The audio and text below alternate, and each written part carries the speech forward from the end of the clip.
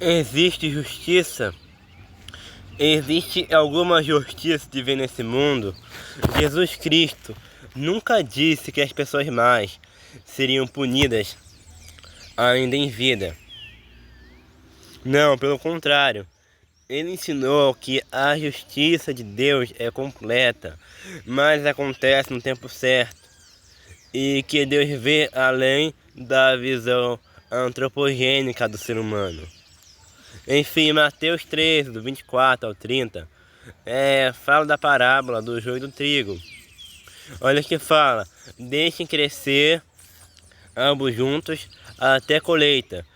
E no tempo da colheita, direi aos ceifadores: ajuntai primeiro o joio e atai-o em molhos para o queimar, mas o trigo recolherei no meu celeiro.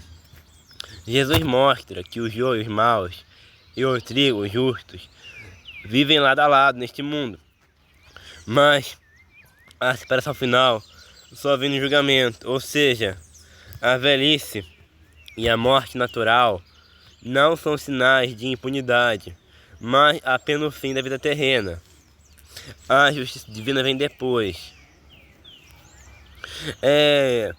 Os provérbios e os salmos falam várias vezes sobre pessoas más que prosperam por um tempo, mas não escapam da mão de Deus. Provérbios 11, 21.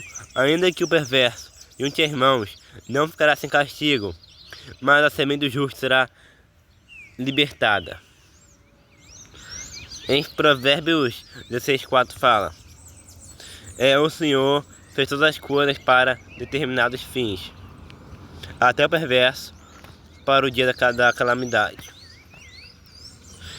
Salmos 37, do 1 ao 2. Não fiquem indignados por causa dos malfeitores, nem tenham inveja dos que praticam iniquidade, pois cedo serão ceifados como a erva e murcharão como a verdura. Esses textos mostram que Deus é paciente e que a aparente prosperidade do ímpio é passageira. Ele pode viver muito e morrer de velhice, mas não vai escapar do acerto de contas com o divino. Enfim, do ponto de vista cristão, morrer de velhice numa cama quente e confortável não é sinal de bênção automática. Deus dá o mesmo sol e a mesma chuva para os justos e os injustos. Mateus 5, 45. Jesus também disse, João 5, do 28 e 29, os que fizeram bem sairão para a ressurreição da vida, e os que fizeram mal para a ressurreição da condenação. O que é o inferno? Eu não creio no inferno de fogo e enxofre, tá, pessoal? O inferno é a separação total de Deus e do amor de Deus. Enfim, o inferno não é um lugar de fogo literal, mas um estado de separação da presença e do amor de Deus. Segundo Tessalonicenses 2:9 fala: eles sofrerão a pena da destruição eterna, separados da presença do Senhor e a glória do seu poder. Ou seja, o castigo não é tipo, como posso dizer, um fogo que vai queimar a pessoa para sempre e a pessoa ficar lá queimando de século horas. Não. O inferno é a ausência de Deus. Enfim, o mal é a ausência de Deus, assim como o frio é a ausência do calor. Enfim, é basicamente isso que eu penso.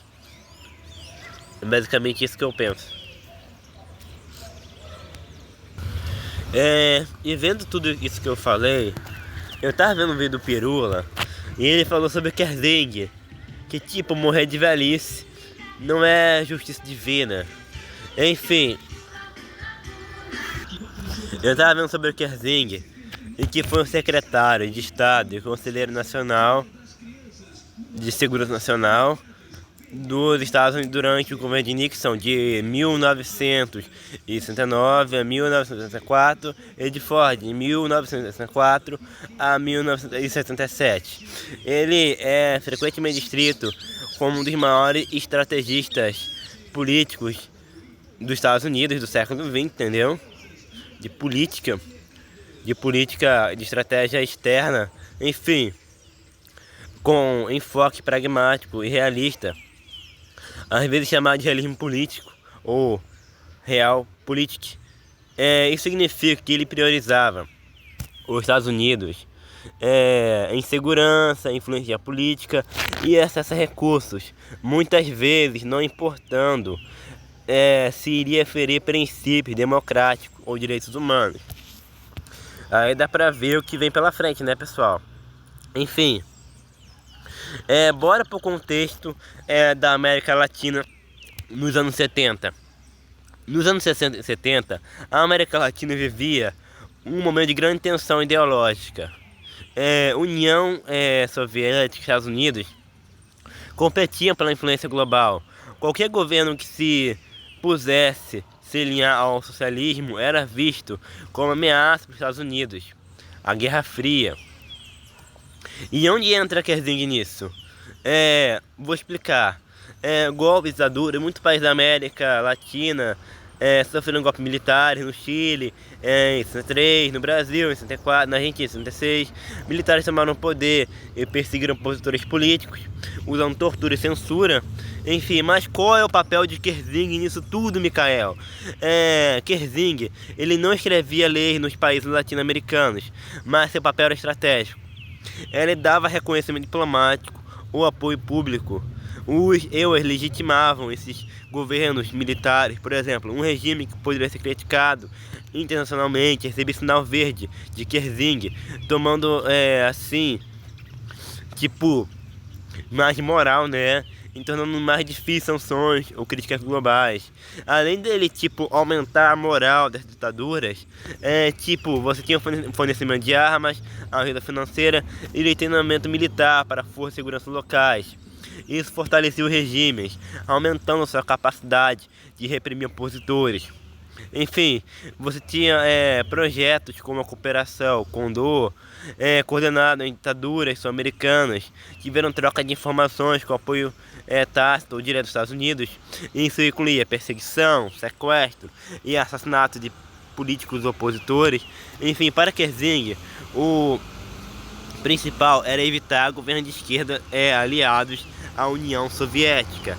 Isso não importa o que acontecesse, tá? Era para você impedir governo de esquerda, mesmo que significasse apoiar regimes autoritários. Ele via o mundo como um tabuleiro de xadrez, onde estabilidade e alinhamento estratégico era mais importante que democracia ou direitos humanos. Em outras palavras, o bem-estar democrático das populações não era prioridade. A prioridade era conter o comunismo e socialismo e proteger interesses econômicos e geopolíticos dos Estados Unidos. E qual foi o resultado disso? Pessoas foram torturadas, mortas e desapareceram em vários países da América Latina.